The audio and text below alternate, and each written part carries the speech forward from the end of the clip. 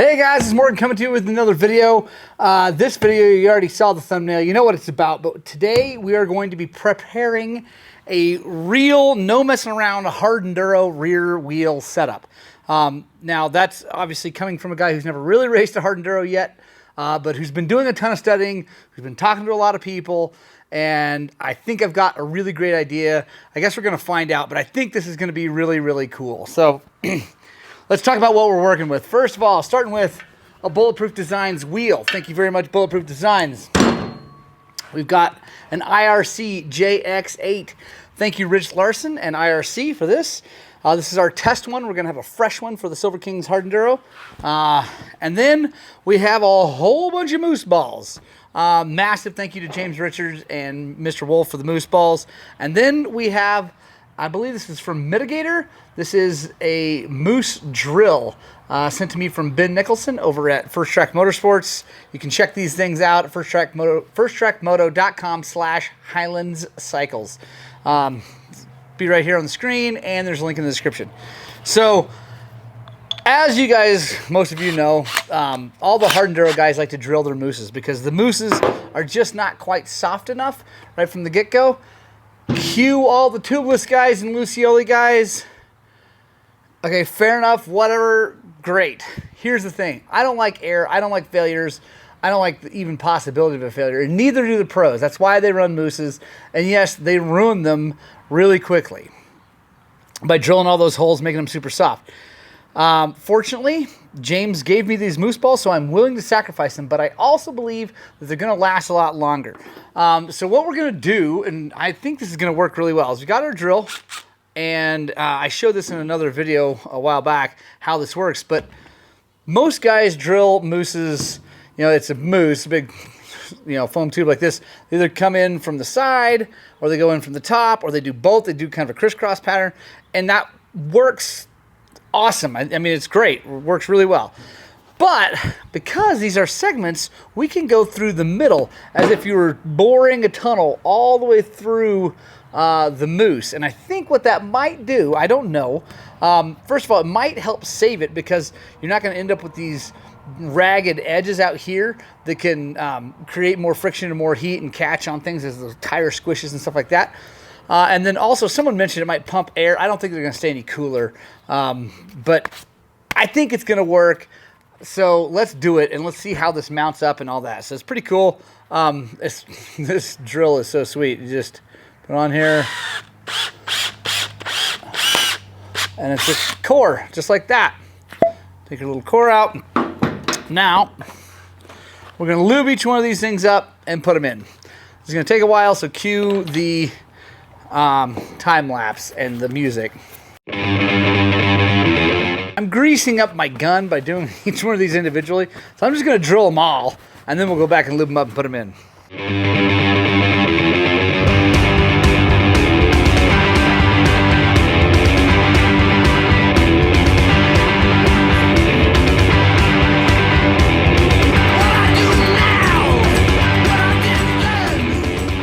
All right, guys, so there's 20 moose balls in there, which is actually quite a bit.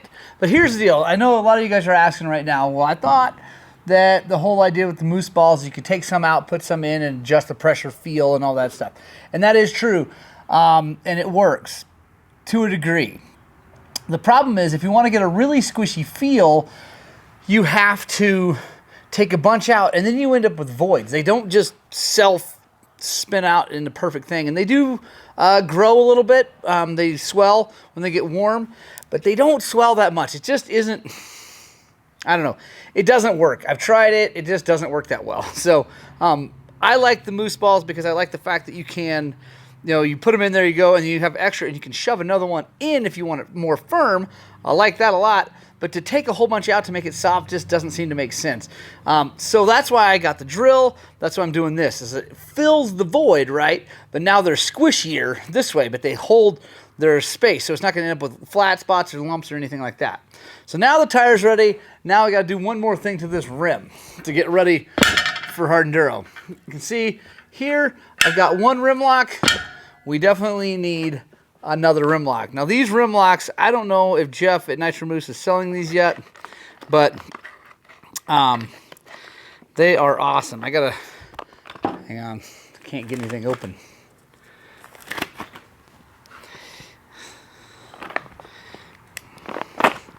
These rim locks, I've been running them for a while now. They were top secret for a little bit, and maybe they're still top secret, but I guess not anymore now that they're on the internet with me. And maybe you guys could reach out and yell at them and tell them to make front ones too. I'll bring one over and show you here. Just one second. These things are rad. It's based off the rim lock that's in his tubeless system, but they are super rad. Big billet aluminum, nice and heavy, and they are super burly. I've been running them for a while, like I said, and they do not let the tire slip. So now we have this one rim lock here. I'm just going to go, there's already an extra hole in this rim, not quite straight across. We're going to drill that out a little bit so this will fit, and we'll get 2 rim locks in, and then I'll show you how you mount like that.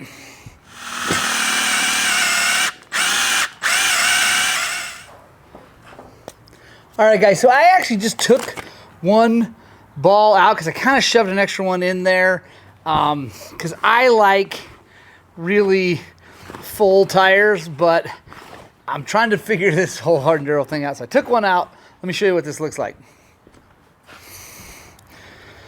So you can see there's a little bit of gap over here, not so much over here.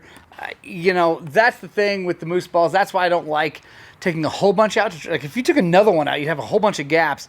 And if you space them all out evenly, trust me, they're going to move to one way or the other, and you're going to end up with a flat spot. So let's get this thing on our Rabiconda, and I'll show you how we mount up with 2 rim locks. So 2 rim locks, it's kind of like just anything else. We're going to start with one.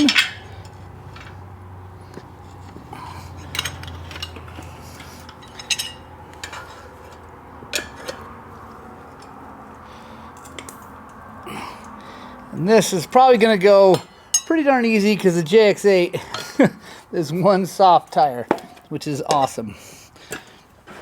But here's the thing. On this other rim lock, it's right here. What you want to do is push it in and run the nut down. You don't have to go crazy, but you want it in tight to the rim so that the bead of the tire can get over it. Then we'll loosen it up and push it so it can get to the drop center. You'll see. 1 second.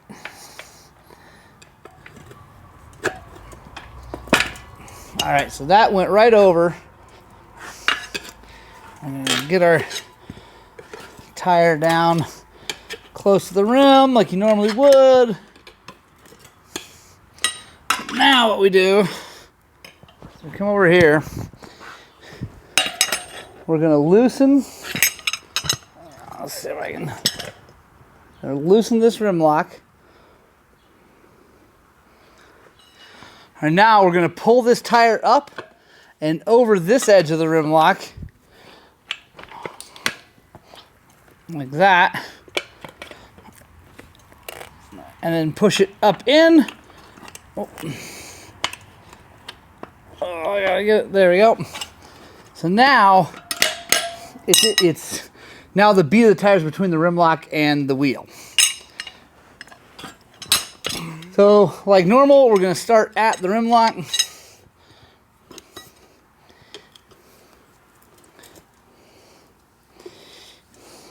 But here's the deal.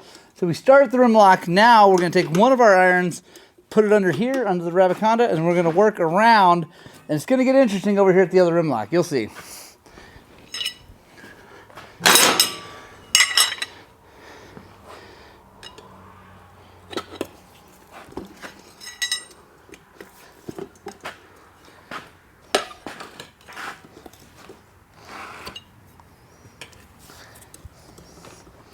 Try to get a good shot right there. Okay, so now we're at that rim lock. This is when it helps to have another set of tire irons, but we'll try to do it with just the 5 that it comes.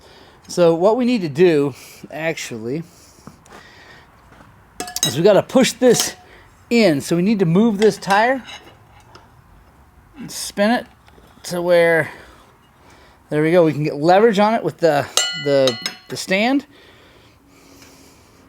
Come over here. With one of our tire irons, we're going to push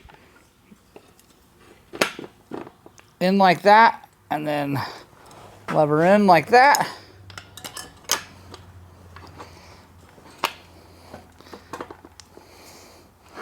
Now, this is where it's tough, guys.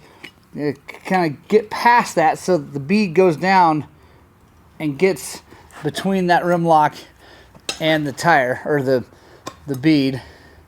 Gets the rim lock, gets the bead between the rim lock and the wheel. All right, we've worked past that. Now that rim lock is inside. Still got this one over here. We're gonna work around.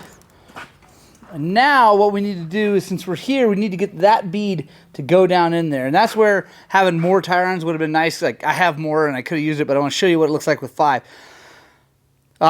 Because it would have been nice to have 2 more to drive in there to help drop that down into the drop center.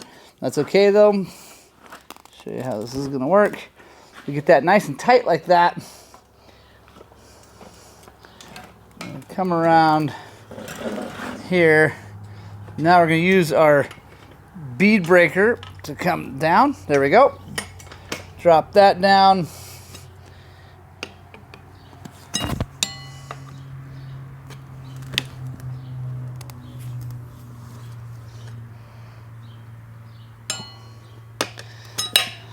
Now, I'm not too worried about this rim lock over here anymore because we're just going to have to work back to that. That's okay.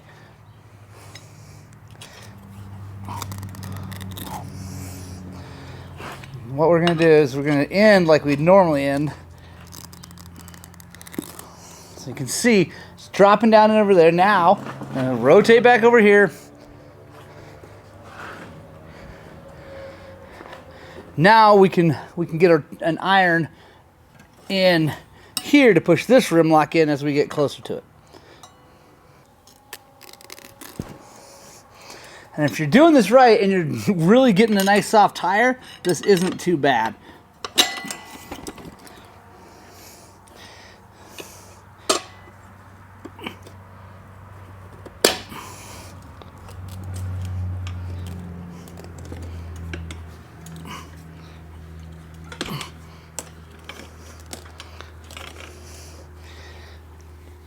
Come on. There we go. There we go.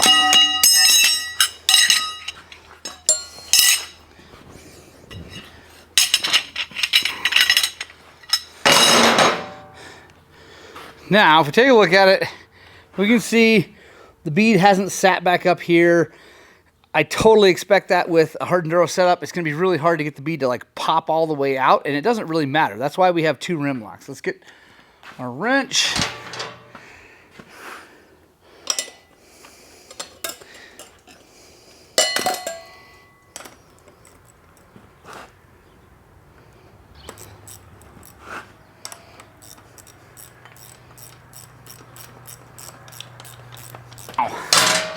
Let's take a look at how squishy this thing is. And again, this is brand new, but let me see if I put my weight on it.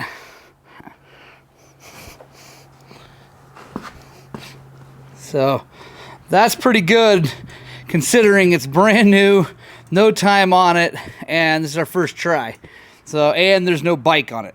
So just my 185 pounds. The bike would be another 250 plus me. So I think that's going to get really nice and squishy. And I think it's going to work really, really well. All right, guys, take a look at this real fast. So the on the ground test is one thing, but watch this, man. I can push way in with a brand new set of moose balls and tire cushion. I guess not all the moose balls are brand new, but we can really push in on that. It's a testament to how soft this tire is and how soft this whole setup's going to be. I think with a little bit of time on it, it's going to be really good. And when we get to Silver Kings, we're going to put a brand new tire on with these same moose balls, so it should be super squishy. This is the first try at this, so I used the small drill because I wanted to see what it was like with just the small holes in it. I talked to Ben. I'm probably going to get the next size up.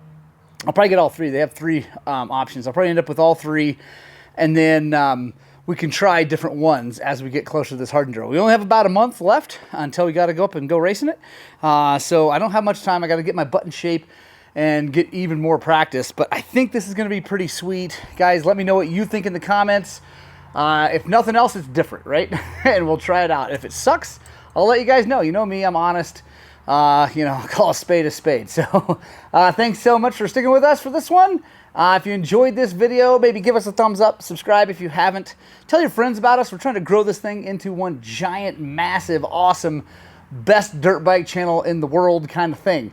To do that, we need your help, and I appreciate all of you guys who've been around for so long. You guys have been so awesome. Love you. See you on the next one.